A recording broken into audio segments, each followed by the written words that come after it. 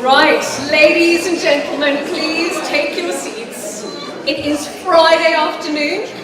It is Cape Town. It is after lunch. Brains required, please.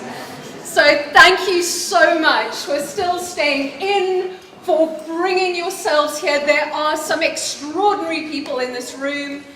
Do not waste a Friday afternoon that you could have been outside in this glorious city, sitting here, by not going out and poking each other, discovering who's here and working with each other. We're delighted. My name's Max Kaizen, Maximilian actually, but probably the tiniest person in the room. And I got the roving mic because apparently I'm too short for that one.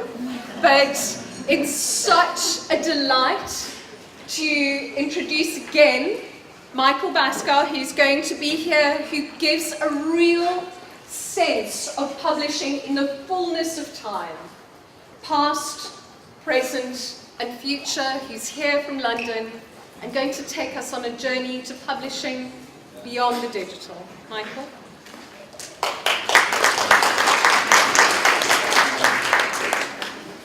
Good afternoon, everyone. I think the technical name for the post-lunch slot on a Friday is the graveyard shift. So anyway, I'll try and just keep things relatively lively and sparky, and we'll see where we get to, really. And anyway, it's a great pleasure to be here. So first I just thought I'd give you a quick piece of background about who I am. I've done loads of things. I've worked for newspapers and economics consultancies and stuff like that, but in publishing, I started out at Rogers, Coleridge & White, which is a literary agency, and it was a really fantastic sort of place. It was a classic London literary agency. There were lovely books everywhere, there were sofas and all of that kind of thing. But I knew that I actually wanted to be a publisher, not a literary agent. And then I joined Pan Macmillan, and that was back in the very early days of digital publishing. There was my boss, and then there was me.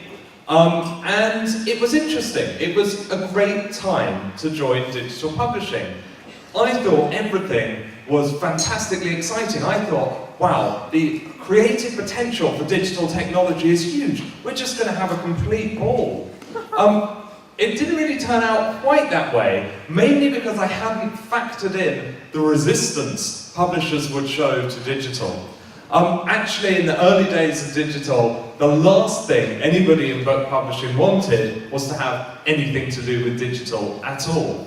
And that always slightly surprised me, but that's just how it was. And I think slowly, things had to change. And it was the real commercial changes that I think really made the difference. But anyway, I had a great time at Macmillan. We did a lot of really interesting work. We did a few big firsts, and we had a lot of fun, especially before there were any ebook stores, because then we could just play around with things like Second Life and say that it was valid R&D. Was it? I don't know. And then, since for the past 4 or 5 years, I've worked at Profile Books and Serpent's Tail, an independent publisher based in London, fiercely independent. We do whatever we think is absolutely right, and we hopefully do it really well. So that's sort of where I've come from, really. What I want to talk about, partly in this presentation, is something that may not actually seem that obvious. It's a theory of publishing, and you'll have to bear with me here. I'm just glad also that Ben and John have already given us some of the facts and figures and things like that, because you won't be getting any facts and figures from me. I guess if they're the sort of Anglo-Saxon approach, I'm more the French approach, looking at things from a sort of theoretical way. And I even wrote a book about this, as you'll see, honestly. Why, though, would we need a theory of publishing?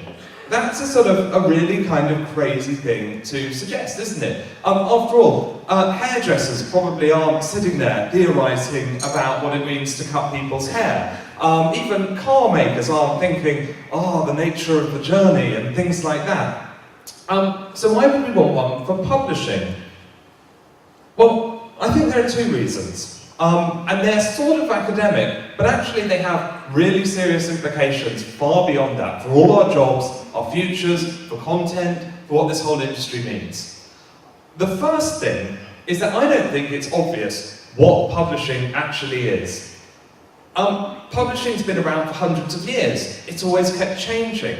Even today, even in this room, we've got educational publishers, academic publishers, trade consumer book publishers, newspaper people. We're all publishing, but actually our businesses look completely different. Even though it's all publishing books, the whole structures and strategies and operational norms that we use basically mean that there's virtually nothing in common here. And if you add history and geography and the differences there into that as well, actually you begin to think, hold on, there is no such thing as publishing here. There's just lots of different businesses all working. And the last thing I'd say on this point is that the traditional definition of publishing is to make something public. That's the key idea, making public. And I always say to that, what does making something public mean? That's not an answer. Then you just have to think about public. And that's not obvious either. Now, I will admit, all of this was all very rarefied and not that relevant. But then you get to question 2. In the digital age, everyone's a publisher. We've already heard that today, and I guarantee you'll hear it at any conference about content now. Everyone's a publisher. So, if we don't even know what publishing is in the first place, how are we going to have a real answer for a situation where anyone can be and is a publisher? That's why I think we in this room, we publishers, need to have a really good understanding of what it is we do and why, and we need to be able to look our writers, look our readers in the face and say, this is what we do. Anyway, so I told you I wrote a book. I really did. And that's it. But we won't dwell on that. So, when I was thinking about all of this, the place that you always come back to with publishing is content. The common element to all publishing has to be content. We've heard a lot about how context is the king and social is king and all of this, but actually I don't believe that. I do believe that at its core, content is still the most important thing. And it's actually interesting, when you go and speak to people from other industries like TV and so on, the value of content, even though there's a lot more of it than ever, is greater than ever. Everyone wants to have Game of Thrones. If you have Game of Thrones, it is so important. You will make absolute millions of it. So the value of content in a digital age can increase even as it can decrease. But what's content? I think content always comes in what I call frames. So we never just encounter content. It's always framed in some way. Now, there's a very old book. And actually, what that book is it's a frame for content. And the frame is a distribution mechanism. And for most of books, this has been what books are. They distribute. The frame is the distribution mechanism. And that was enough for publishing. Actually, back when that book was made, making paper was really hard. Making books was really hard. If you put a book into existence, you'd effectively published it. That was enough. And actually, until very recently, this was true. Books were about distribution, and frames were about distribution. And that's what publishers' chief job was to do, in my opinion. It was to create these distribution mechanisms that I call frames. Now, there's this kind of myth about digital, that in a digital world, everything just completely goes away, that actually suddenly we just exist in a kind of magical land where all content is everywhere simultaneously, that it all just kind of happens, that we've broken the frames, we don't need a kind of container anymore. Actually, I don't believe that's true. The fact is, digital content is just as framed as any other kind of content, except now it's servers, it's code and markup languages, it's screens. The fact is, actually, in digital publishing, we are still dealing with frames as distribution mechanisms. The point is, they've just evolved. Just like the print book spent centuries evolving, Digital publishing is still about distribution, it's still about framing content, but it's just an evolution of that. And it does change things. So, what you've got in a print world is you have these kind of relatively static frames. Now what we have are dynamic and flexible frames. So, the EPUB is a frame. And when I first started digital publishing, it's worth saying, there was no such thing as the EPUB. The blog Telly Reid used to call it the Tower of eBabel, because you had all of these competing and incompatible formats. And actually, it really held back the whole industry. It really meant that all we were doing was just sort of talking over each other. It was one of the critical reasons, actually, why ebooks failed when they first came on the scene in the late 90s as a sort of real commercial proposition. And in turn, actually, because they failed, that was why many publishers have been skeptical of ebooks. But anyway, the EPUB is still a frame, but it is a much more flexible and powerful frame. We were talking earlier about editing tools. Well, I would say everyone should go and look at O'Reilly Atlas, because I really think this kind of thing is the next evolution of the production workflow. It's in Git as well, so it means perfect version control. Allows for multiple editors, allows for the writer to work in it, allows for the proofreader to work in it, and so on and so on. Immediately puts out into any number of formats. It's not about digital first or print first. It's just about always having your content in the right place and in the right format that it needs to be. And then you've got something like PubCoder, which is an Italian company that does specialized ebook encoding just in a web browser. So, I think my key point here is that we're still talking about frames as distribution mechanisms. They have changed and they've become more flexible, and we need to tool up and become more adapted to that. But it's actually a continuum, not a complete break. And for me, that's a really important thing always to remember, because I think we in publishing tend to get a bit kind of perturbed by anything new or different. And it's never as new or different as we think, as soon as you get stuck in. I think there are also basic elements to production that change as well, and I just want to give you two examples here that we've launched this month, or are launching. The point about this is, you need new skills and you need to be able to work in new media to make the most. So this project on the left here, this is a still taken from a new series that we've got called Ideas in Profile. And essentially it's introductions to big academic topics from top academic writers. But what the ebooks have is animation in, and if you go to our website, Profile Books, you can go and look at some of the animations from these incredible animators. So we have the animators literally animating the words of the writers, and then in the print books, we just use those animations, we retrofit them as static things. Now, I'm sure you all know how complicated and difficult it is working with writers and even illustrators.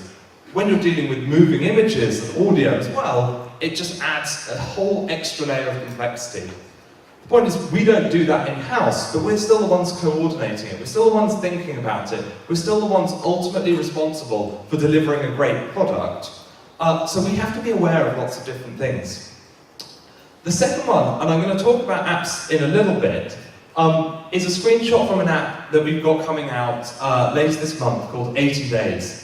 And it's an adaptation of Jules Verne's Around the World in 80 Days. And I promise you, it's going to be unlike anything you've ever seen before. It all takes place on this 3D map of the world. It's very still text and story driven. And everyone who plays it will be playing in real time. So there's just like one world map, and we'll all be moving around the same world map and racing each other around the world. So this is something that's a kind of completely different product. It's about words and it's about story. But all of the production skills and the production workflow that we've developed is, to be frank, completely useless for something like this. But because we're working in digital, that means we're constantly trying to push forward our frames as distribution mechanisms. We're pushing forward what we do. We're changing the nature of our production. And we're trying to keep up. We're trying to do justice. And I would say, Ben, if you want to see a really special app, definitely look at that when it comes out. And if you Google it, you'll find some great advanced publicity. So, everything I've said up till now, I think is fairly straightforward. Books are frames. Frames are distribution mechanisms. Now, If that were just the end of it, I think that would be pretty simple. We'd live in a very easy world. But actually, I think the truth about frames for content is that they aren't just distribution mechanisms. And this is the key point that I want to get across. Frames for content also create impressions. They're about establishing expectations. They send signals, they send messages. We don't just read a book in a neutral way. We have all kind of preconceptions that we bring to a book that colour the way we read the book. And this is what publishing is doing. This is what publishing is actually all about. Now, let me just give you a quick illustration of this. Earlier on, you will have seen a slide with a row of penguins on them. Now, Alan Lane of Penguin is generally, in the popular imagination, seen as being the inventor of the paperback. And that's what we know him for. He invented a new frame as distribution mechanism. Actually, that's not quite what happened. Paperbacks have been around for centuries. They were very popular in Germany in the 19th century. In Britain in the 20th century, before Penguin was founded, there were 2 or 3 major paperback imprints. They were just the same as Penguin, actually. What Alan Lane did was he just changed the whole rest of it. He changed the frame as a sort of, as it's in its kind of subjective element. He removed books from being in exclusive bookshops and put them on railway platforms. He put them in Woolworths, which is a supermarket obviously, and he put them next to the tills there. He said books shouldn't be expensive, they should be cheap, so anyone can be able to buy them, so he made them cheaper. He completely changed the design of books. He wanted them to be stylish and attractive. He wanted them to really be something that people would feel comfortable with. That's why he chose a penguin, because he said it's flippant. Anyone can just get on with a penguin. And lastly, he chose the content very carefully. He wanted in the first Penguins to have a real mixture between very highbrow content, middlebrow, and a bit lowbrow as well. He wanted something for everything. So the point about Penguin and its success isn't that it's a paperback, isn't that it's a frame as distribution mechanism. It was all the other aspects of framing, the price, the positioning, the design, the choices. All of these things that kind of establish expectations and colour the way that we approach the book. That was the significant thing.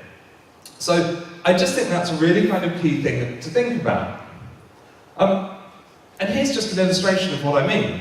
Actually, we could have exactly the same content in both of those books, but before you even opened the page, you would have completely different ideas about what was going to be in that book.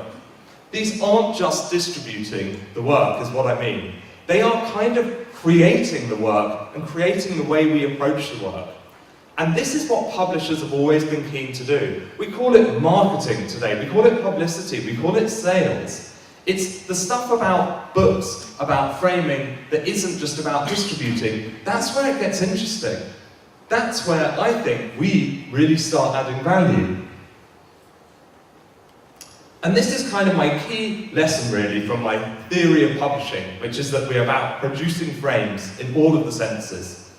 Actually, the distribution element is now less important because let's face it, on the internet, it's more flexible, it needs new skills, it needs new approaches. Actually, the element of distributing content is just simply not as important as it used to be. But finding attention, making your content stand out in this kind of great sea of content, that is harder than ever before. So actually the work of framing a book in a digital age is just as significant, just as hard, and just as important as it's ever been.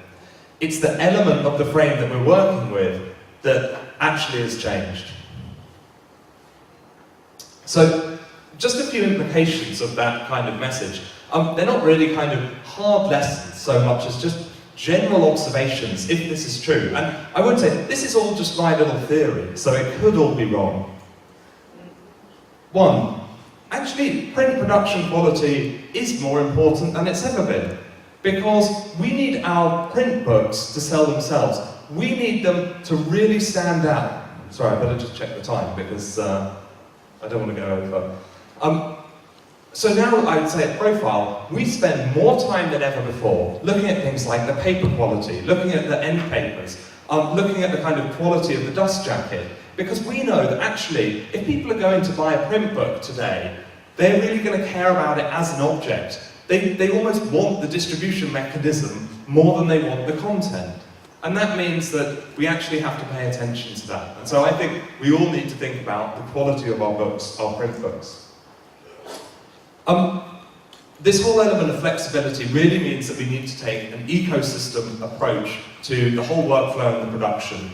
And by that, I don't mean anything too fancy. I mean, we should have our content in such a form that if person X wants it in format Y, all we do is push a button and it's there. And I would say most of us, we at Profile and me included, are not there yet. But that's what we should be aspiring to. And we can all get very kind of caught up on what is an XML workflow, how does it work, oh god, it's going to be so difficult, oh, it's going to be so annoying. Whereas actually all we mean is, we just want a system that just makes content for the right people in the right way automatically. And I think when you put it like that, that's what digital promises, and that's what we should be doing. And if we're not, I do think we're falling behind, and we're not making the most, because a lot of people on the web, they would be amazed that we don't have that. 3, brand. I honestly believe, and a lot of people disagree with me, including unfortunately my boss, that publishers have to be brands now. We've always said, oh, it's about the authors, and it is about the authors, but it also must be about the brand. Because if we're talking about the second aspect of framing, the subjective aspect of framing, branding is such a big part of that. I mean, we saw just back then having that big OUP crest. You know, there are probably a few people from OUP here today. That means something, because it brings the whole heritage and weight of Oxford University. It says, this is serious scholarship. Even before you open up an OUP book, having that name on it has said something about the content. Likewise there for Verso, which is a sort of radical left publisher in the UK. The fact that it's Verso means you know that it will have a sort of certain take on things, and if that's what you're interested in, people will just buy everything that they do. Having that Verso colophon, or say in France, Edition Gallimard, that's a stamp that this is a serious literary book. This is a book that has cultural significance. So what I think is we're typically not worried about brand as much as we should. Actually, in a digital age, brand is so important. It's what we stand for, it's why people would read our books and not somebody else's books, it's the sales proposition, it's the thing that will pull consumers to us. And by extension, that means that marketing is more important than it's ever been, and I think we should all be growing our marketing efforts. Actually, what publishers are really at their core with this new aspect of framing is marketing engines. All of the stuff that editors do, and I'm primarily an editor, will always be there. And actually, I saw a report by The Economist the other week that said over the next 30 years, there's this great expectation that the next wave of artificial intelligence is just going to wipe out a huge amount of white-collar jobs. Simply because a lot of these white-collar jobs will be able to be done by intelligent machines. One of the only jobs that won't be able to be done by intelligent machines is editing, because it's about human intelligence and a human touch. So editors in the room, you can feel quite sort of safely assured, even dare I say it smug, that you're unlikely to have your job taken away by a machine. Unfortunately, you may have it taken away by a marketer. I don't think so, but you know. My point really is just that as the nature of frames change, we have to change with it. And that means that we have to be fighting really hard for those other aspects of framing, and that means we have to beef up on marketing. The big kind of message in my book, my theory of publishing, is that what publishers do is they amplify content. And at the end of the day, that's what we are all about. And there was a time, way back in, say, the 14th century, when simply putting a book into print was a de facto amplification of the content. We know that's not true anymore. We know that actually, despite the fact that we can distribute content at the touch of a button, Amplifying it, getting it into the hands of more readers, that's extremely hard in our attention-starved age. So all of this, all the framing that we're doing has to be about amplification, amplifying content, taking it to more people. And that's our job, and that's what we need to do. So that's my sort of theory, but I thought I'd leave with just 5 quick thoughts that I've been thinking about over the past year, and will probably continue to think about. And I won't take too long. Boring. Amazon. Oh dear. Oh dear. We're all obsessed with Amazon in the UK. Utterly obsessed. Why? Because they are there's a legal scholar, Tim Wu, he talks about people having the master switch of communications. Well, who has the master switch of book publishing? Amazon. Are they quite difficult? Are they quite scary? Yes. Is there anything that we can really do about it? No. Should we adapt and fight our corner and just carry on and try and be good publishers? Yes.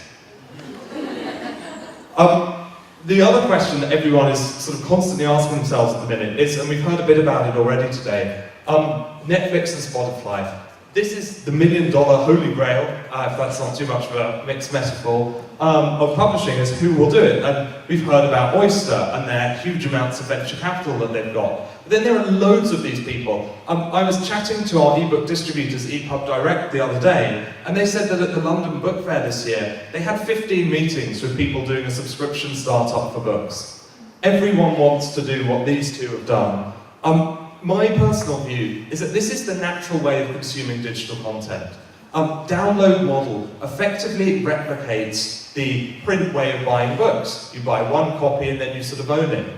Actually, that's a bit of a sort of imposition on the digital world. It's much better at this free-floating form.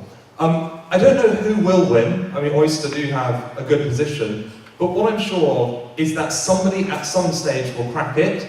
I'm also sure that we don't fully understand the economic implications of it for the industry. Let's say if overnight all of our books everywhere were bought and sold on a subscription model, what would that mean for our balance sheets and our revenues? I don't know. I don't think any publisher fully knows, and that's why there's been resistance to signing up. I can say it again, there have been good apps. These are 2 that we've done, and what we never do with an app is we never try and just make it some kind of ebook that with stuff bolted on. We try and make it fully native. This is an app called Incredible Numbers that we launched just at the end of March. And we've already sold sort of about 14,000 copies in that time, which is, we think, is pretty good. We need to sell a lot more to make it work financially, because we spent an awful lot of money doing it. It has some very cool stuff in it. You know, we've got pi to 1 million digits. You can look if your birthday's in pi and things like that. This is a kind of choose-your-own style adventure, rewriting of Frankenstein. Again, it's been a big success. It was a great product. So what we know is apps do work. They can be incredibly creative. They can be brilliant. What I want to know, and what I don't know, is this going to be sustainable? Because the amount of money it needs to create a big showpiece app that Apple will take notice of, that Apple will feature, that newspapers will be interested in, that consumers will value, costs a lot of money, a lot of time, and just a lot of everyone's effort. And I don't know whether it's sustainable, but I truly hope that it is, and I will continue to push for it. So, the lean startup is a bit of a buzzword. And the reason why I think it's interesting is that lean startups are all about one thing: learning. The lean startup sort of methodology basically says your business isn't there to do this, that, or the other. Your business is there to learn, to constantly learn, and to build those lessons into your business and just get better and better and better and better. The difficulty for us publishers is that too often, by the time our product comes out, it's too late. By the time you publish the book, it's too late to unpublish it. You can't say, oh yeah, that book's just not going to work, because you've already done it. So I'm very interested, are there ways we can use web techniques like A/B testing, lean methodologies? Can we make a lean publisher? Can we make learning and constantly changing, iterating learning, building that back in? Can we build that into our companies? And moreover, can we build that into our products? I'm not sure it's possible, but I really want to give that a try.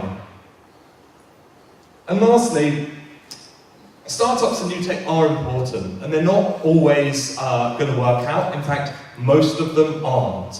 But it's a lot of fun. I just want to give you a couple of quick examples before I stop. Do you see up there, here?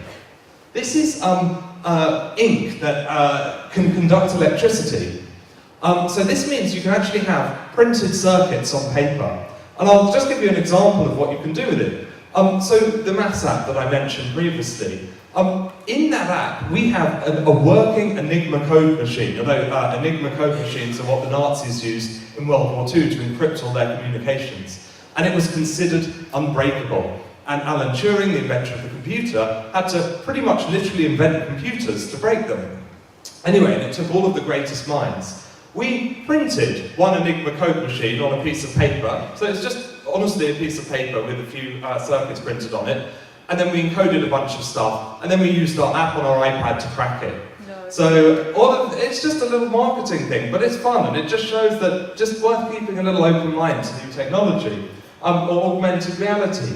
Or this is a publisher that got bought by Medium, which is really a web company, but it's blurring the boundaries. It's not saying we're a tech company or we're a publisher. It's saying we're sort of both, because we're about content.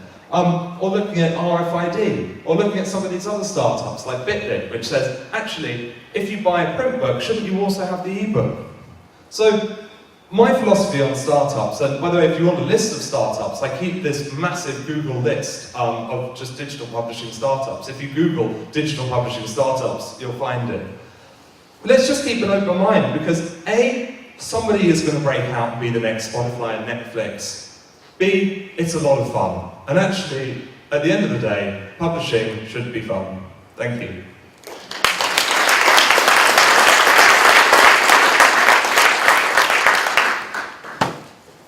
Room, I'm sure. Don't move. Stay in. Good job. I don't know about you, but particularly on that last screen, there are so many things that I think it would be a terrible waste to let Michael walk away from here without asking him a question or two. Audience, it's up to you. Oh, don't be feel shy. obliged. Geeks? On the app side of things, how profitable is or unprofitable? What is your success rate, your download rate in your apps at the moment? I would say we're on the Frankenstein app. That's now profitable, but it took a long time to get there. On Incredible Numbers, that's not yet profitable, but it's still early days. With apps, you have to take a super long-term view, actually, because the basic pattern of sales for every app is the same. And it's like a book, but in extremis. So the sales start off for week 1 up here, and then they, almost without exception, just drop off a cliff. I mean, and they go from maybe hundreds a day or even thousands a day to single figures a day. And almost every app almost exactly follows that pattern. Gaming apps perhaps slightly different, and that's why 80 days is going to be very much like a game. So you have to take the long view, and you have to think, right, where can we sell these? So with Incredible Numbers, our real long-term plan, the way we make or lose money on this is, if we can get it into Apple's education efforts, which is a big strategic push for Apple, if we can get it into schools and universities, we know we'll make money, we'll sell sufficient copies, and boy do we have to sell a lot of copies. If we don't, we probably will lose money. And it's that simple. Okay, and then from an advertising point of view, what are your monetizing modules you running on that? Do we advertise? Yeah. You have to on an app store, for any app. Because the key thing to remember is, you've got one little window for your app on the Apple App Store. And there are only 2 ways people are going to find that. One, if Apple features it. And we all know Apple are sort of impenetrable and will do whatever they want. You know, you cannot persuade them to feature our app if they don't want to do it. They will feature it if they like it. So that means everything else is down to you. It's not about being in a bookshop, you can't do that. It's not about this. It's about what your marketing, what can your marketing and publicity people do. So I would say, whatever marketing and publicity you do on a book, you almost have to triple, quadruple the amount you're going to do on an app. And that adds cost onto the app and increases the risk in app publishing. So I think app publishing is a bit like book publishing, but even madder.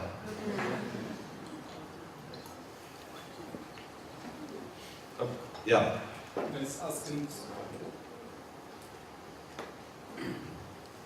In terms of growing the readership and also books having to compete with so much other media that's out there in terms of social, TV, that's going on, how do you think from either a marketing or a content perspective, publishers can perhaps change things to reach, to compete with the various media that's out there? Yeah. I've had quite a few arguments with people about this, because the first thing to say is that not every publisher believes that we're competing with other media. And certainly, I don't know what people in this room think, but I've spoken to a lot of publishers who say, no, books compete with other books. And I just think nonsense. On an iPad, books are competing not only with other books, but with every single other media format and product in the world. Not every game, every film. People's time is what we're competing for, and this is the central challenge for all of publishing, is to carry on competing. And I don't have a good answer, other than that it involves this massive pivot towards branding and marketing, and really kind of building that. Another thing that I think we need to do is have faith in our product. Actually, really good books, people will want to read that. And actually, if we just constantly add bells and whistles onto them, we are sometimes in danger of losing what made it valuable. Actually, people do still want to just read an amazing book and get lost in that experience. So I don't think, we don't think, oh, everyone's playing Angry Birds or Candy Crush, let's make a book with Candy Crush in. No, we have to sometimes believe that books matter, but we have to work much harder on every book to make sure it's going to have a sufficient success. And I think one thing we could all do, actually, perhaps, is publish less books, but publish them better, with more attention, with more focus. Yay. Yes. Yeah. Do you think publishers are paying enough attention to how people want to consume their content? And do you see this digital revolution as helping or aiding that?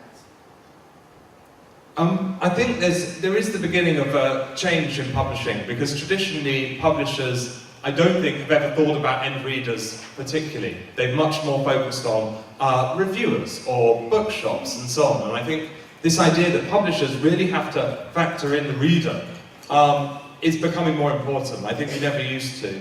I don't think, though, it's necessarily publishers' job to react, simply because all of the reading systems and mechanisms tend to be controlled by big platforms. So publishers' ability to kind of shift things is very limited, one. And often what you find is the average reader has a more conservative approach to the platform and the nature of their consumption than people like me, who like doing all kinds of experiments, would like. Because we do some stuff, we put it out there, we think, God, this is really cool, this is a whole new way of reading. This is an ecosystem where we can split up text into little passages and annotate everything. People are going to go nuts for that. You put it out, no one's interested, they just want a Kindle. So, I don't think that's a really good answer, but that's what I'd say for now. Sorry. Hi, Ben. I'm assuming the UK being an iOS, Apple-based market, in Africa and South Africa specifically, it's quite different. We are an Android market. If you do develop for Android, how do you get around device segmentation and just the variation in Android specifically, and while still making your app profitable? Well, I have developed for Android, and I can honestly say it is a genuine nightmare. I'm an Android user actually. My phone is an Android phone, and so I feel like, and I've always been Android as my phone, so I feel like I have a stake. But boy, has it been a nightmare. Firstly, the actual sales on Android have been miserable, utterly miserable. I would say less than 1/10 of sales through iOS. And secondly, the amount of abuse you attract, because inevitably it doesn't work on a Samsung so-and-so, so-and-so, it doesn't work on an HTC One, and it does work on others, just means you're going to make a lot of enemies. And so I still get a large volume of angry emails saying, why doesn't your app work on my phone? I've spent good money on this. And the truth is, it's just almost impossible unless you have a team of developers working full-time on keeping your Android app up to date across all of the range of possible phones. You will just inevitably end up alienating people. And I think this is a critical problem, and it's probably the biggest factor holding back digital content commerce around the world right now, is that Android isn't a more effective sales platform and consumption platform. And so my advice would be, regarding the Android app, tread carefully.